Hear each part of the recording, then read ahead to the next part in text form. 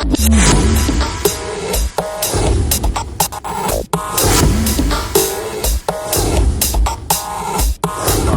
and welcome to this week's video blog. If you're noticing, it's Monday, okay, and I'm posting this video blog on Monday instead of the normal day on Tuesday. That's because I have some thoughts about tomorrow's election, and it's full disclosure, I've already cast my ballot, did it about 2 weeks ago. See, I'm a resident of Florida, but I'm still in North Carolina due to the request of my mother. And I'm a good son, and I listen to what Mom says. She would like me home for Christmas, so we're just going to hang around here in North Carolina, keep building my business, and make Mom happy. But back to the subject at hand. The question is, how much difference will your life be after tomorrow's elections? Probably not a whole lot. You see, you're the person that decides how things affect your economy. You decide where you're going to live, what you're going to drive, where your kids are going to go to school, what kind of vacation you're going to take. And here's what the economy looks like in general. I've got 9 graphics up, and let me talk about each one of these graphics. See, student loans are going to continue to rise because one of the candidates said that we're going to give or try to pass and give all of our children free college. Well, let me tell you what, folks, in the United States, we can't afford it. They say it's free, but it's not free. It's taxpayer funded. And let me tell you what, with all the free stuff going around, taxpayers can't afford to pay for much more. Then the question becomes, how are we going to afford to pay for it? The second graphic, food stamps. Under the current administration, food stamp rolls have risen. And until people accept the fact that the economy is changing and quit looking for that job that they keep losing again and again and again, the food stamp rolls are going to continue to rise. And then the third graphic, the government wants to keep giving you free stuff. The federal debt's going to continue to rise. See, it's like maxing out a credit card, but instead of paying it down, guess what? You just go get another credit card. And the fourth graphic, the government doesn't want interest rates to rise. That's because those rates affect your credit card payments, your mortgages. So let me tell you what, they're going to keep printing money. And in the fifth graphic, let's face it, the Affordable Health Care Act is not affordable. That's not a political statement. That's a fact. It's backed by statistics. The rates have risen every year since it started. Insurance companies are dropping out of the program. See, if the government tries to go in and put in price controls to hurt, to slow it down, it's going to jump even further. Listen, I'm a child in the 70s. They tried to put price controls in, and it just made things worse. It put us in a recession. So it's going to help them reach their goal of a one-payer or government-controlled health care program. You could say, oh, no, that'll never happen. Wait, watch, and see what happens. See what government health control would be like.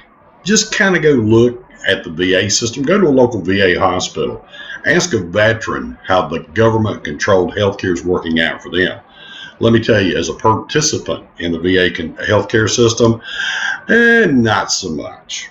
And the labor participation rate is going to get lower in the sixth graphic because you're not going to be able to find a job in the field that are getting replaced by technology. Keep in mind the federal minimum wage, if they raise that minimum wage to $15 an hour, our young people with no skills are never going to be able to get a job and get work experience because employers are not going to hire somebody at that rate with no skills.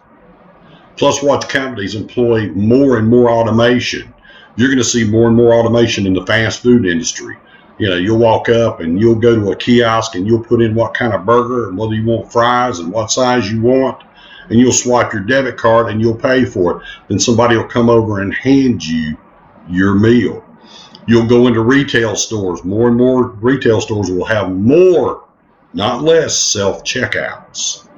See, the thing about it is, for everything that the federal government tries to do, the people who are creating and own businesses will find a way around it. That's why they have tons of lawyers and tons of accountants.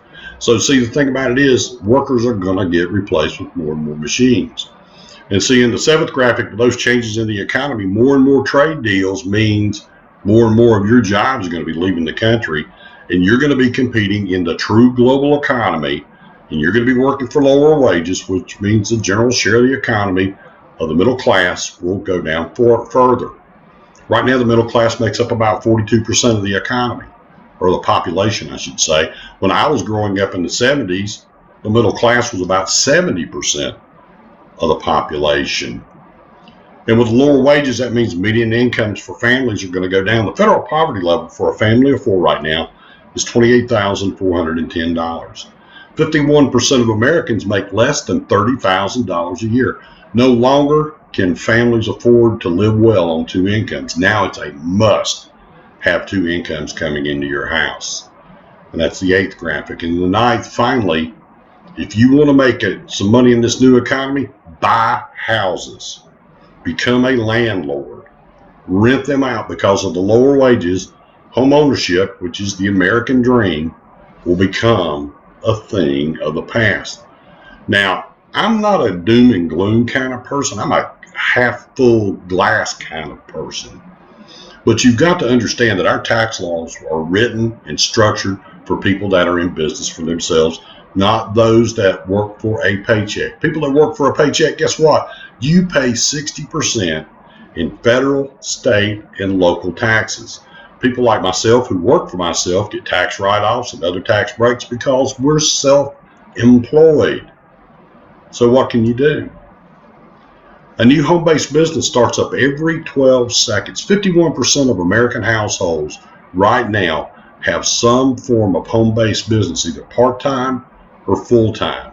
See, the nice thing about a home-based business, you can start working part-time, work to replace your wages with income from your business. See, you'll be working for yourself. You can turn your own economy around. Listen, right below here on this graphic, I have two businesses that are working for me. One's in health and wellness.